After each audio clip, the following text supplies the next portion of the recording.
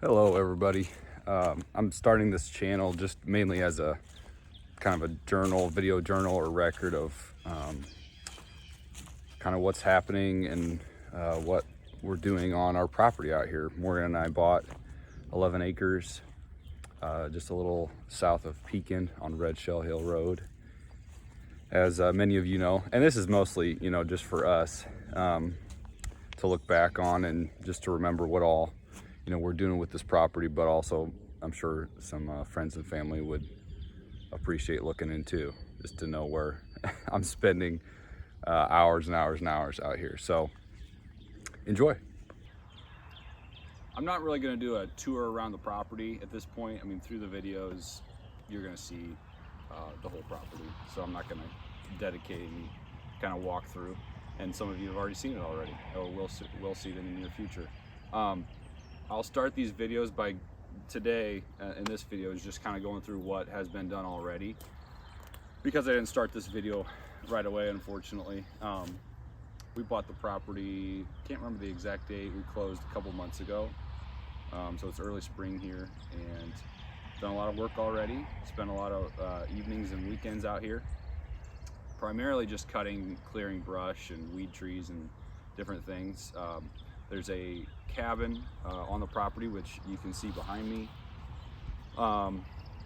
That's going to be torn down eventually, soon actually, and eventually we'll build a home, probably somewhere here behind me on the top of the hill. One of the first projects when I got here that I wanted to do was just tackle this ridge and clear this fence line. So there was a fence line here. I think previously there was probably cattle pastured out here on the slopes. So this was fenced off from the yard of this cabin, and it was just full of brush, and it's just old fencing. There were 3 large hedge trees right there, which you can see cut up, and so I felled those and cut that up into firewood, and doing some milling with it too. I'll show you milling in a subsequent video. I'm doing some chainsaw milling, and yeah, so that was a big project. I've done a lot of it with just chainsaws and a circular saw trimmer, which I'll show you. I'll kind of do a video of all the tools that I'm acquiring slowly during this process too, just to show you how I'm tackling it. So yeah, this was one of the first projects here, clearing this ridge. So here's this hedge tree. This is the bigger of the 3.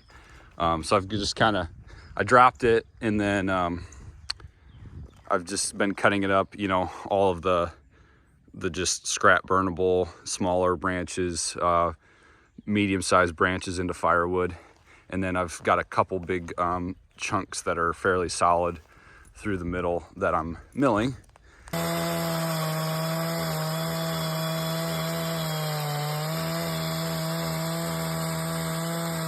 And super cool, just the grain structure and the pattern on these trees. Hedgewood, if you don't know, it's a non-native species. It's kind of weedy, but it's really useful lumber. It's one of the hardest and most rot-resistant lumbers pretty much available. The next clearing project was around this awesome white oak tree. It's down in this little swale, and it's just a huge tree. It was, I'll show you a picture. It was just totally surrounded in brush. It was nasty. It was honeysuckle, Russian olive, multiflora rose, just all the nasty things that get into an area and make it impossible to even walk through.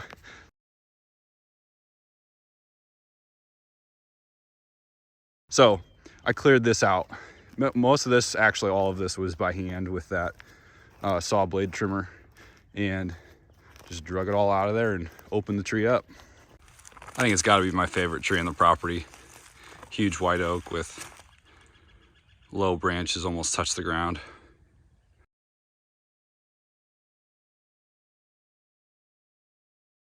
I've looked back on aerial imagery, and I think that well, it's at least 100 years old. I would guess probably more like 150 or maybe close to 200.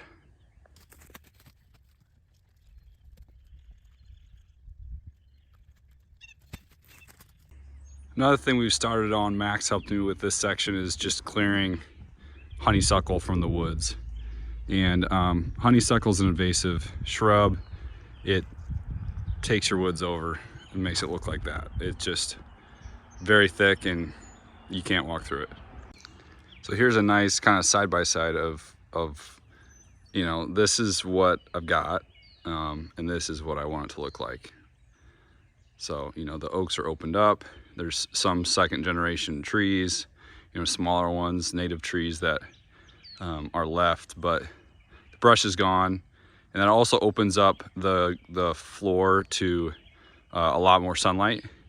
And that's what the native species, both the, you know, the woodland flowers and whatnot on the ground, and then also the oaks and hickories and whatnot that are the next generation of the forest need. They need a lot more sunlight than that would give you. So there's a lot more to do there, but that's a start. So another thing we did initially was to burn off this hillside.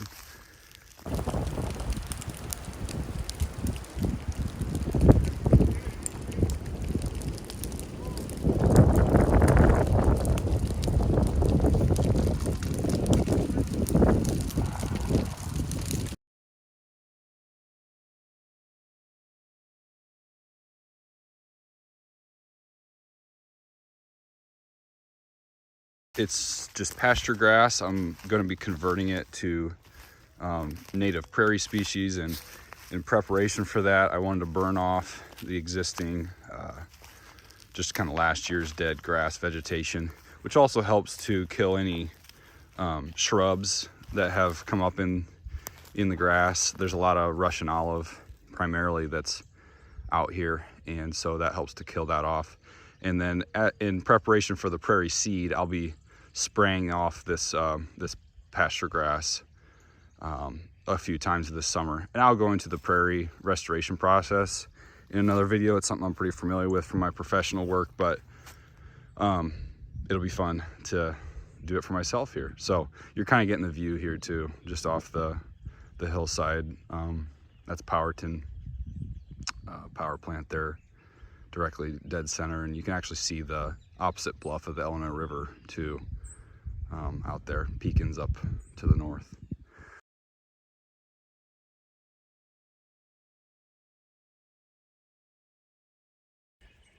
Also, shout out to Drake for talking me into doing these videos.